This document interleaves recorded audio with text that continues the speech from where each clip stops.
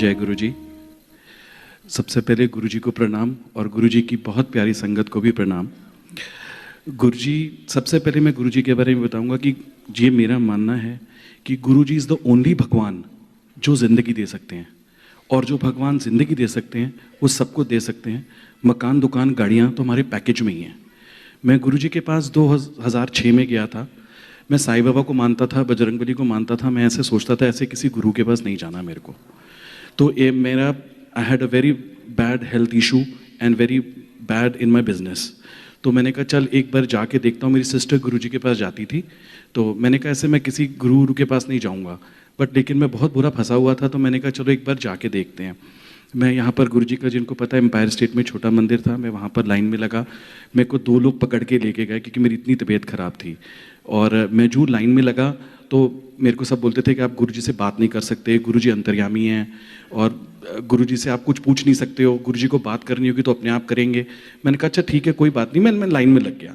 मैं जो लाइन में लेकर देखा, मिनिस्टर बैठे हुए, बड़े बड़े लेफ्ट राइट में मिनिस्टर बैठे हुए थे। मैंने कहा चलो ठीक है, लाइन में लग जाता हूँ। मैं लाइन में लग के जो गुरु जी को मत्था टेका, गुरु जी ने बोला तेनू की प्रॉब्लम है।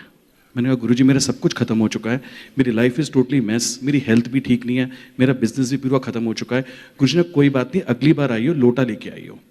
मैं अगले संगत डे में फिर गया, ऐसे ही मैं लाइन में लगा। मैंने कहा गुरु जी कौन सा याद कि मैं कितने दिन पहले आया था, आई थिंक 2-4 दिन पुरानी बात थी। मैंने कहा गुरु जी को क्या पता कौन मेरे को याद रखेंगे। मैं फिर लाइन में लगा। मैं लाइन में लग के गुरु जी को मत्था टेका। गुरु जी ने बोला तेरा नाम क्या है? मैंने कहा गुरु जी मेरा नाम रवि ग्रोवर है। गुरु जी ने बोला तेरा डेट ऑफ बर्थ क्या है? मैंने गुरु जी को अपनी डेट ऑफ बर्थ बताया, वो भी गलत बताया, मेरी तबीयत ही ठीक नहीं थी। मैंने गुरु जी नहीं ये गुरु जी ने कोई बात नहीं, जा कल्याण की था, तेरू कोई प्रॉब्लम है, जा ऐश कर। और गुरु जी ने लोटे का बताया कि जो वहाँ संगत बैठी थी उन्होंने बताया कि लोटे से आप थोड़ा पानी पीजो ना, ये वो आज तक हम वही लोटा यूज़ कर रहे हैं। तो उसके बाद में ऐसे लगा, आप बिलीव करेंगे, within few days my health became totally fine. I got so many medical test done, मेरे ब्रेन का MRI हुआ, सब हुआ। तो डॉक्टर ने बोला जा ऐश कर, जा निकल जा, कुछ नहीं है तेरे को, कोई प्रॉब्लम ही नहीं है। बट ये है कि हम ह्यूमंस हैं, again we back to our own things. अपना काम करा के गुरु जी के पास भी जाता था, मैं साईं बाबा के पास मंदिर भी जाता था, बजरंगबली के मंदिर भी जाता था, लेकिन मेरा दिमाग कहीं भी स्टेबल नहीं था। तो ऐसी एक संगत में मैं, गुरु जी ने उसके बाद चोला छोड़ दिया। अब हमें लगा कि एज अ ह्यूमन मेरे को लगा कि मैं, गुरु जी तो अब चले गए हैं, अब कौन देखेगा, अब गुरु जी तो है नहीं। पता लगा मैं बजरंगबली के मंदिर भी नहीं जा रहा आजकल और गुरु जी भी मेरे को नहीं लेंगे। तो मैं फिर ऐसी संगत में मैसेज मिला हमें कि आई शेयर्ड विद दिस संगत कि मेरे को ये इशू है दिमाग में। तो उन्हें बोला कि बेसिकली मुझे विश्वास तो किसी पे ही नहीं है, मैं सिर्फ अपना काम कराने निकला हूँ। अब आज वो दिन है और आज का दिन है, हम सिर्फ गुरु जी के मंदिर या गुरु जी के ही पास ही जाते हैं। बिकॉज हमारा ये मानना है, मेरा ये मानना है कि ये ऐसा एक प्लेटफॉर्म है जहाँ पर से सब भगवानों के ऊपर ये भगवान हमारे गुरु जी हैं। नाम सिर्फ इनको, ये सिर्फ exactly I am saying, this is मेरा मानना है।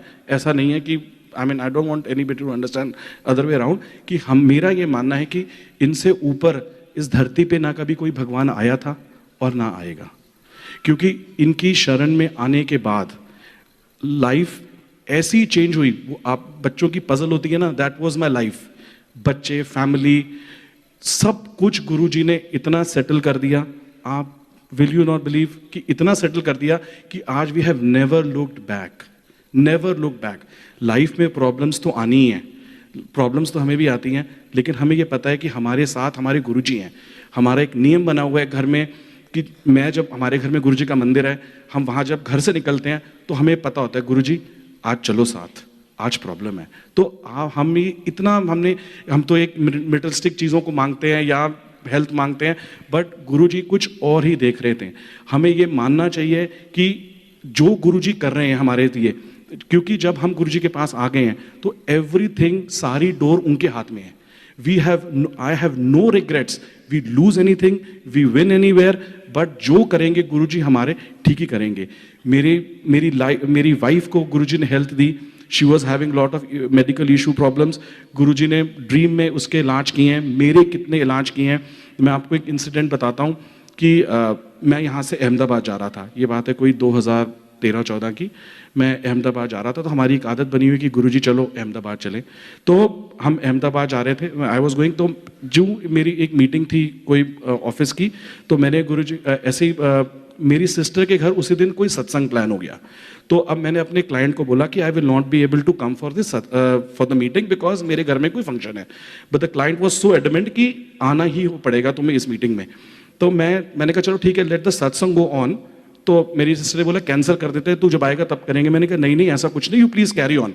तो उसके बाद मैं सुबह एयरक्राफ्ट में बैठने लगा हवाई जहाज़ में। तो जो मैं बैठने लगा तो मेरे एक कोई पर्टिकुलर सीट के लिए बोला, सुबह 6-7 बजे की फ़्लाइट थी। तो मैंने बोला कि एक पर्टिकुलर सीट के लिए मैंने उससे रिक्वेस्ट की। तो उसने बोला सर आपको सीट नहीं मिल सकती। मैंने कहा सुबह सुबह अहमदाबाद कौन जाएगा? तो इसे नहीं sir, there 150 passengers on board, 156 passengers on board. मैंने कहा अच्छा ठीक है। मैं बैठ गया, हवाई जहाज़ उड़ गया, हम लैंड होने लगे। तो अगर आप सब लोग गुरुजी के बारे में जानते हैं तो गुरुजी के एक बॉडी में से एक फ्रेग्रेंस आती थी जो हमें कहीं भी आ जाती दुनिया के अंदर। जब हम एक फील क्रिएट करते हैं कि गुरुजी आ रहे हैं या गुरुजी वहाँ पर हैं, तो एक फीलिंग आती है कि गुरुजी की फ्रेग्रेंस से गुलाब की जो खुशबू आती है। तो जो हवाई जहाज़ लैंड होने लगा तो एकदम से ना गुरुजी की खुशबू आई। तो मैंने कहा वाह गुरुजी, चलो आज अहमदाबाद चलें। तो जो हम लैंड होने लगे, जो रनवे पे हवाई जहाज़ लैंड होने ही लगा, फ्लाइट वापस टेक ऑफ कर गई because it was emergency declared. Then the pilot announced, this is very rare position in my life कि मैंने देखा मेरे को ब्लैकआउट रनवे पे हो गया और हम देख नहीं पाए। तो वो एक बचाने के लिए, तो अगर आपने वो गुरुजी का ग्रंथ पढ़ा हुआ है जिसके अंदर लिखा है कि एक बचाने वास्ते मैंने 156 बचाने पड़ गए, which was exactly for me. And the same time मेरी सिस्टर के यहाँ गुरुजी का सत्संग हो रहा है। सो ये गुरुजी की एक लीला होती है जो हम short sightedness, we can not see anything beyond the wall. Guruji तो बहुत आगे तक देख लेते हैं। जो हम मटेरियलिस्टिक चीज़ें मांगते हैं, ये हो जाए वो हो जाए, ऐसे मैं आपको बताता हूँ एक सत्संग। मेरी वाइफ को शुरू से दिमाग में था कि मेरे बड़ा बेटा जब 13-14 साल का होगा ना, ये have lot of health problem. ऐसी वो हेल्थ प्रॉब्लम हुई उसको and he was admitted in hospital. तो ऐसे हम गुरुजी को अरदास करते, गुरुजी आप देखो, बच्चे ठीक रहने चाहिए, गुरुजी आप देखो। तो ही वॉज क्वाइट अनवेल। उसको पहले डेंगू हुआ, डेंगू के बाद फिर टाइफाइड हुआ। फिर अब हम जैसे ही अब हम हॉस्पिटल में ही रह रहे थे सारे, मेरी वाइफ और मैं दोनों। तो जब मैं आंखें बंद करूँ ना, तो मुझे अपने बेटे की डेड बॉडी नजर आई गुरुजी के मंदिर के अंदर। तो मैंने अपनी वाइफ से कभी ये शेयर नहीं करी बात, because I can not share this. मैंने फिर आंख बंद करूँ तो मुझे गुरुजी दिखाएं कि गुरुजी बैठे हुए आसन के ऊपर और मेरे बेटे की डेड बॉडी पड़ी हुई है। बट मैंने कोई बात नहीं करी इस बारे अपनी वाइफ से। तो मेरा बेटा ठीक हो गया। हम सबसे पहले हॉस्पिटल से ही सीधा मंदिर गए। मंदिर में हम बैठे हुए थे तो मैंने अपनी वाइफ को ये बात बोली। मैंने कहा तुझे पता है मेरे को ना ये चीज़ दिखती थी गुरुजी के, जब भी मैं आंखें बंद करता था ना हॉस्पिटल में, इतने 12-15 दिन से हम बैठे हैं, जितनी बार मैं आंखें बंद करता मुझे डेड बॉडी दिखती थी। कहती मुझे भी दिखती थी। तो मैंने कहा चलो गुरुजी ने ठीक किया, चलो गुरुजी के यहाँ तो कोई होता ही नहीं, ऐसे कोई इश्यूज आते ही नहीं है। उसके बाद फिर मेरी sister also very close to Guruji. तो मेरी सिस्टर भी, चांस की बात है, वो मंडे का दिन था, मंदिर में बैठी हुई थी। तो मैंने मेरी सिस्टर को बोला कि मैंने बताऊं तुझे पता है कि मुझे और शिल्पा दोनों, मेरी वाइफ का नाम शिल्पा है, हम मेरे को और शिल्पा को दोनों को ना गुरुजी उदय की डेड बॉडी दिखाते थे। तो कह रही हाँ मुझे पता है ये बात है। सो दैट इज वाई गुरुजी। और जिस दिन माई सन वॉज मोस्ट क्रिटिकल, मेरी बड़ी सिस्टर के यहाँ गुरुजी का सत्संग हो रहा था। तो वो सब चीजें, और उसी दिन मेरे फादर हॉस्पिटल में एडमिट थे। तो वो एक सब कुछ गुरुजी ने कराना होता है। Families are attached. गुरुजी उसके यहाँ, मेरी सिस्टर, बड़ी सिस्टर यहाँ सत्संग करा रहे हैं, मेरे फादर हॉस्पिटल में है, मेरा बच्चा आईसीयू में है। So it was like all his planning. So मेरा यही मानना है कि गुरुजी, जैसे मेरा एक आदत है, मैं आपको अपनी हेल्थ का भी बताता हूँ कि मैं आउट ऑफ कंट्री ट्रैवल कर रहा था लास्ट ईयर। मैं वहाँ पर रात को सोया, मुझे 3-4 बजे एक ड्रीम में मैं देखा कि मैं ना फोर्टिस हॉस्पिटल में हूँ और हमारे एक फैमिली डॉक्टर हैं, वो मेरे को ट्रीट कर रहे हैं। I am totally naked. और वो एकदम से बोलते हैं कि ही इज गॉन। तो वो मेरी वाइफ को बुलाते हैं और मेरी सिस्टर को बुलाते हैं और कहते हैं कि देख ले, जो करना है कर लो, जिसको तुम याद करना है कर लो, ही इज गॉन। तो मेरी वाइफ और मेरी सिस्टर जय गुरु जी जय गुरु जी जय गुरु करते जा रहे हैं, और मैं भी अपने अनकॉन्शियस स्टेट ऑफ माइंड में, I am dead what I am thinking, and मैं भी अंदर से जय गुरु जी जय गुरु जी जय गुरु जी करता आ रहा हूं। And I suddenly revive. और आप बिलीव करेंगे, जब मैं उठा नींद से, it was the same pumping of my heart, same pumping of my heart जो मेरे को ड्रीम में हो रही थी। सो मेरा सिर्फ यही कहना है कि, और मेरे को सबसे अच्छा लगा सब कुछ हमारी डोर तो गुरुजी के हाथ में है, जिए मरे वो गुरुजी जाने, बट हमें ये लगा कि अनकॉन्शियस स्टेट ऑफ माइंड में जो मेरे को याद आया वो मेरा गुरु याद आया। So that was my main thing कि मेरे को उसके बाद गुरुजी ने कई बारी मेरे फादर को जिंदगी दी है, मेरी मदर को जिंदगी दी है, मेरे बच्चों को जिंदगी दी है, मेरे छोटा बेटा गुरुजी ने दिया, वो भी इतना नॉटी है, इतना शार्प है, बिकॉज हमें पता है कि गुरुजी के बच्चे तो जो होते हैं वो सारे एक्स्ट्रॉर्डनरी होते हैं। सो दैट इज वाई मैं आपको एक सत्संग और सुनाऊंगा। मैं लास्ट ईयर मतलब गुरुजी, हमें ये नहीं है कि गुरुजी दर्शन नहीं देते या गुरुजी ड्रीम में नहीं आते तो गुरुजी नहीं है, हम इसलिए बोलते हैं अपने हम ड्रीम में आते हैं क्योंकि हमें पता है कि हमारी प्रॉब्लम्स बहुत ज्यादा हैं। So that is why Guruji comes and treat us. So never feel कि गुरुजी ड्रीम में नहीं आते हैं, it's not like that. Guruji dream में नहीं आ रहे तो मतलब everything is going on fine anyways. हमारे इसलिए आते हैं क्योंकि हमें पता है कि हमारी प्रॉब्लम ज्यादा है और कोई ज्यादा ड्रीम में नहीं आते हैं। मैं आपको बताऊं एक सत्संग, very extraordinary satsang I had last to last year, went to America for holiday. I was in Orlando. मेरे को एक ड्रीम आता है गुरुजी का कि मैं सोया, ऑरलैंडो में था, मैं सो रहा था, मैं एक ड्रीम आता है कि मैं गुरुजी के छोटे बड़े मंदिर आया हूँ किसी बड़े फंक्शन पे, वहाँ अंदर में आता हूँ, मत्था टेकता हूँ, वहाँ एक सत्संग, छोटा मंदिर था बड़ा मंदिर था मेरे को ध्यान नहीं है, मैं वहाँ मत्था टेकता हूँ, गुरुजी सामने बैठे हुए हैं, तो एक संगत आके मेरे को बोलती है कि आप ना बाहर जाइए। मैं उनको बोलता कोई बात नहीं, गुरुजी को पता है बहुत पुराना आ रहे हैं, आप ऐसे तंग मत करो। तो मैं मत्था टेक के बाहर निकलता हूँ, मैं वहाँ से टैक्सी में जा रहा हूँ और मेरा एक्सीडेंट हो जाता है टैक्सी के अंदर। मैं अपनी वाइफ की, दिस ऑल इन ड्रीम, मैं अपनी वाइफ को फोन करता हूँ कि मेरा ना एक्सीडेंट हो गया है, तू फटाफट ना मैक्स हॉस्पिटल आ जा। तो जितनी देर में बात होती है मेरा ड्रीम टूट जाता है। और मैं ये भी देखता हूँ कि वहाँ पर जो एम्पायर स्टेट मंदिर में गया था, वहाँ पर मुझे आंटी आती है बाहर से, घड़ी देती है मेरे को एक।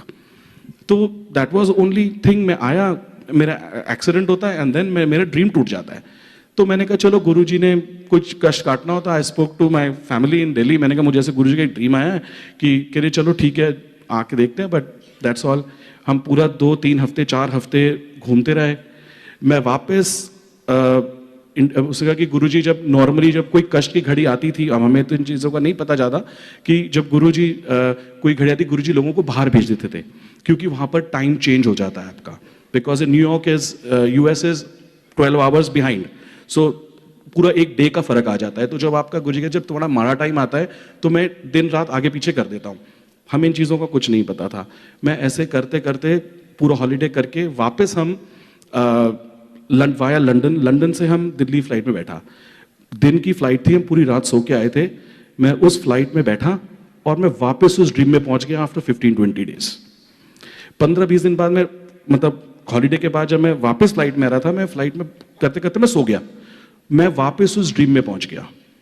मैंने देखा कि मैं एम्पायर स्टेट मंदिर में खड़ा हूं।